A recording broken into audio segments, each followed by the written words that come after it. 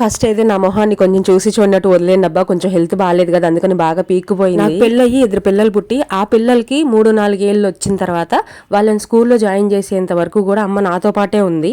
నాతో పాటే అంటే నాకేం బాగాలేకపోయినా టక్కుని పరిగెత్తుకుంటా వచ్చేదనమాట. నాకేమన్నా చిన్న చిన్న పనులున్నా, లేదంటే పిల్లలకి హెల్త్ బాగాలేనప్పుడు హాస్పిటల్లో జాయిన్ చేయాలి అని అంటే 3 రోజులైనా 4 రోజులైనా మాతో పాటే ఉండేది. అర్ధరాత్రులు నిద్ర మానుకొని మరి మమ్మల్ని చూసుకునేదనమాట. ఏ కష్టం వచ్చినా సరే నాకు తోడుగా ఉంది మా అమ్మ ఒక్కటే అనమాట. ఎలాంటి పరిస్థితుల్లో అయినా సరే, ఇది ఎవరు ఒప్పుకున్నా ఒప్పుకోకపోయినా నిజం. అంత చాకరీ చేస్తున్నా కూడా ఎవరికి తెలియదు, గుట్టుగా చేసేది.